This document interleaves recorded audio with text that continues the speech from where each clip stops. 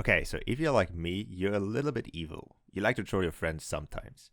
Also, this got requested by you guys, so I think you guys are already more evil than I am. So, with that being said, we have 5 things on how you can troll your friends. So let's get right into it. Okay, so the first one is the why are you hitting yourself? And this one is quite funny because you can use it basically in every situation, like in a 1v1, in a box fight, or whatever. You can use it everywhere where you're against someone else. And the point of this is that the person that has the effect on basically gets self-damaged. So if I shoot my friend here now, or like if I shoot this bot in the foot, you can see that I get 50 damage. And, you know, if you're in a 1v1 or a box fight, most likely your friend is not going to notice that he actually got self-damage from himself and maybe thinks, oh yeah, he got a lucky shot on me or whatever. So that could be quite interesting, and I obviously show you guys how you can make this. Okay, so first of all, what do you need for this? You need 2 team inventory setting devices. You can find them if you go to creative, and then you can see them right here in the devices category. And then you want to set them up to teams. Also important that you go into your island and then make sure that you have 2 teams, right? And then size it's whatever.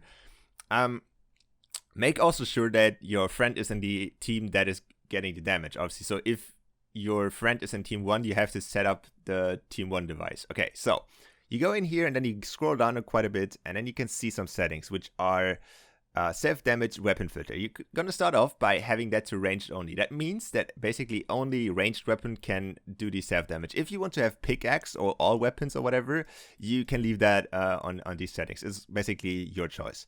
The next one which you want to make, and that is very important, that you do it to players only. If you do it to non-players or, you know, all, then if your friend shoots in the air or whatever, it could, you know, be quite obvious that you're, you know, playing some games or whatever.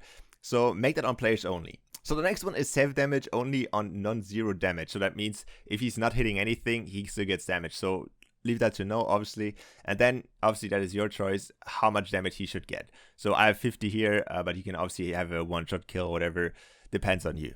And then the last thing that you want to obviously make sure of is that your friend is actually in the team that got the self-damage.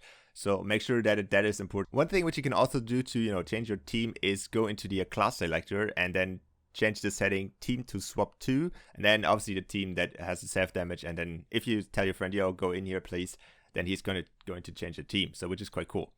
Okay, so for the next one, we have the quite opposite of what we just had, which is actually giving you more damage than your friend or whatever.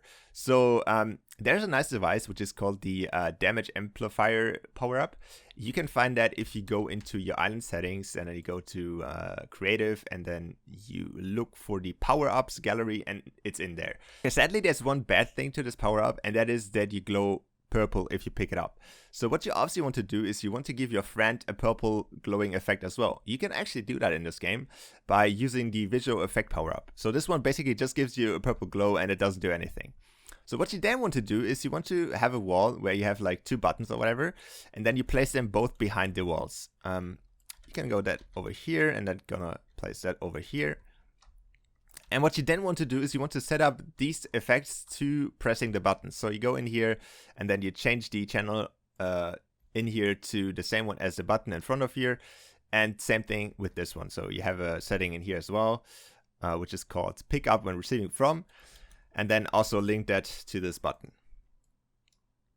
See, the next step would be, you know, to tell a friend to press the button. He's going to press the button, he glows up purple, and then you're going to press your button, but obviously your purple is quite more, you know, dangerous. And then obviously you can output some insane damage, which, you know, could be quite funny for a while, until your friend realizes that you are kind of trolling him, and then he blocks you on every sort of ship. Okay, moving on to the next one, we have more of a trolley death run situation here. And that is obviously the infamous invisible barrier. So we have a quite interesting jump here, which is possible, obviously. But obviously, if there's an invisible barrier, it's not quite possible. So you're probably wondering how you can do this, so only I can jump through this and not my friend. So first of all, you want to set up 2 channels in your barrier. The first one is channel 2, channel 1. It doesn't matter which channels, actually.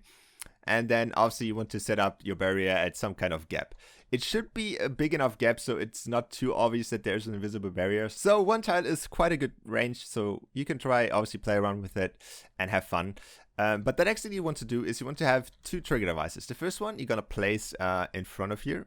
that one is quite important for us, so we can jump through it without any, problems. We're gonna place it so everybody hits it, and then obviously give it the same channel as the disable option in the barrier. Nothing really, special on this one. And then we want to have a second one, which is on channel 2, which obviously enables the barrier. So obviously we're going to scale it up as well and just put it in front of the barrier. So, we have to, jump through it. And then what you want to change in here is you want to go to your activating team, and then you want to change that to the team that your friend is on. And you obviously also want to connect it to your barrier. Okay, so let's look. I'm currently in team 1, so you can see I actually could easily jump this gap here without any problems. So as you can see, I'm in team 2 now, which obviously means that I probably should not be able to make this gap. So let's try it out. See, I could have clearly made that one, but it actually didn't work. And as you can see, if I go here, I'm not possible to go here. It's actually barriered off. And you can troll your friends quite a while with this. I actually made that myself. And yeah, let's move on to the next one. Okay, this one is basically in the same category as last one. All of you guys probably know by now that you can fake out traps by just, kind of making this, right?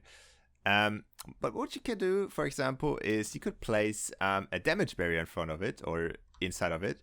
And then in the damage barrier, you have the same option for a safe team. So if you go in here, save team 1, which could be your team, and then damage tick rate to 1, and then damage to whatever you want. You can quite, fake out your friends. So you can see I'm currently in team 2, so which means even if I perfectly fake out the trap, so like this, and then I go here, I'm still gonna die. So your friend is asking, well, this is a bug or whatever. And then if you tell them, oh no, it's working perfectly fine, look, and then you're gonna fake out the trap, and just walk here like casually, nothing happens, and then if he tries again, it's still not working for him. So, you can have quite some interesting things with the damage barrier. Obviously, these are just examples. You can have some very custom stuff yourself. I'm just showing you what is possible with different teams especially. And let's move on to the last one, which also has some different team settings. Okay, so moving on to the last one, we have the sentries, which also have a friendly team. So if you can go in here and you can change the team to your team, and then you start the game, and you can see that the bots are actually only going to attack your friend and destroy the whole area in the process, but they're not going to attack you. So there's 5 ways on how you can troll your friends. Make sure to show me how you troll your friends, on Twitter @RichyTunes, and I will see you guys in my next video. Bye.